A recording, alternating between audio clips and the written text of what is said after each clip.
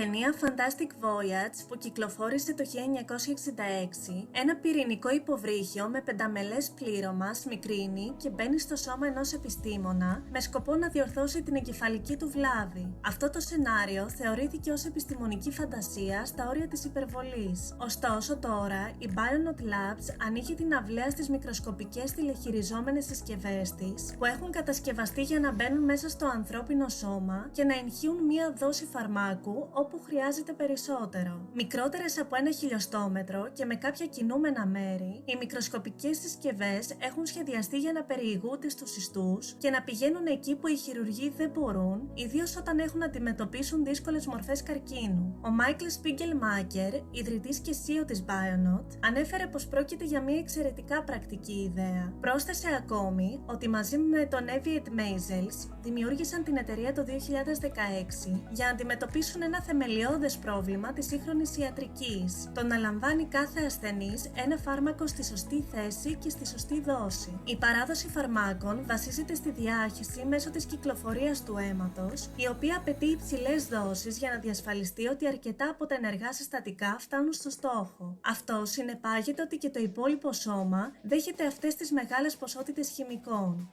Έτσι, η εταιρεία ήθελε να βρει έναν τρόπο να μπορεί να φτάνει σε μια πληγήσα περιοχή χωρίς να γεμίζει ένα σώμα με φάρμακα. Η Bionaut έχει ως στόχο να αντιμετωπίσει αρχικά τα γλιώματα του εγκεφάλου ως πρώτο βήμα για την απόδειξη της τεχνολογίας της. Το γλίωμα είναι ένας τύπος καρκίνου που επηρεάζει σε μεγάλο βαθμό παιδιά και νεαρούς ενήλικες. Οι όγκοι του εγκεφάλου είναι ιδιαίτερα δύσκολο να αντιμετωπιστούν με την τρέχουσα τεχνολογία. Η ακτινοβολία και η χειρουργική επέμβαση μπορούν να προκαλέσουν υπερβολική βλάβη στον ευαίσθητο ιστό, ενώ ο αιματοεγκεφαλικός φραγμός εμποδίζει τα περισσότερα φάρμακα χημειοθεραπείας να φτάσουν στον όγκο. Επομένως, η δυνατότητα έγχυσης φαρμάκων στον ίδιο τον όγκο θα ήταν σημαντική πρόοδος. Ποια είναι όμως η διαδικασία που ακολουθείται? Ένας γιατρός εισάγει Bionaut συσκευές στη σπονδυλική στήλη μέσω ενός καθετήρα. Κάθε συσκευή είναι αρκετά μεγάλη ώστε να είναι ευδιάκριτη σε μια ακτινογραφία. Η τεχνολογία κατασκευής υπάρχει για να κάνει τις συσκευές ακόμη μικρότερες, ωστόσο η Bionaut επέλεξε να τις διατηρήσει κοντά στην κλίμακα χιλιοστών, ώστε να είναι πιο εύκολη η παρακολούθηση και ο ελιγμός στο σώμα. Ένα σύνολο μαγνητών που τοποθετούνται γύρω από το κεφάλι και το λαιμό δημιουργεί ένα εξωτερικό μαγνητικό πεδίο που ο γιατρός μπορεί να ελέγξει για να οθήσει τις συσκευές μέχρι τη σπονδυλική στήλη και την πληγήσα περιοχή του εγκεφάλου. Μόλις φτάσουν στη σωστή θέση, ένα άλλο μαγνητικό σήμα ενεργοποιεί ένα μικρό έμβολο στον κόλπο φορτίου κάθε συσκευής που εκτοξεύει το φάρμακο. Στη συνέχεια, ο γιατρός μπορεί να οδηγήσει τις συσκευές πίσω στο σημείο από όπου εισήλθαν στη σπονδυλική στήλη και να τις αφαιρέσει. Η έρευνα για την επιστήμη, στην οποία βασίζεται η τεχνολογία της Bionaut, ξεκίνησε πριν από δεκαετίες, αλλά έχει επιταχυνθεί τα τελευταία χρόνια. Η Bionaut συνεργάζεται επίσης με εξωτερικούς ερευνητές που προσπαθούν να αναπτύξουν μια φαρμακολογική θεραπεία για την νόσο του Huntington, μια χρόνια νευροεκφυλιστική ασθένεια του εγκεφάλου. Το σύστημα της Bionaut θα επέτρεπε στους χειρουργούς να αποφύγουν το άνοιγμα του κρανίου για να φτάσουν στην πληγήσα περιοχή. Το επόμενο στάδιο για την εταιρεία είναι η διαδικασία της κλινικής δοκιμής. Ενώ τα ιατροτεχνολογικά προϊόντα συνήθως περνούν από μια απλή διαδικασία έγκρισης, ο συνδυασμός της νέας τεχνικής της Bionaut με την έγχυση φαρμάκων σημαίνει ότι πρέπει να περάσει από ολόκληρη τη διαδικασία του Αμερικανικού Οργανισμού Τροφίμων και Φαρμάκων. Στόχος είναι να επεκταθεί η τεχνολογία και σε άλλες καταστάσεις του κεντρικού νευρικού συστήματος, αλλά και σε περιοχές που είναι δύσκολο να στοχευτούν με φάρμακα, όπως το εσωτερικό του ματιού. Βέβαια, η μετάβαση στο υπόλοιπο σώμα βρίσκεται πιο μακριά στον ορίζοντα.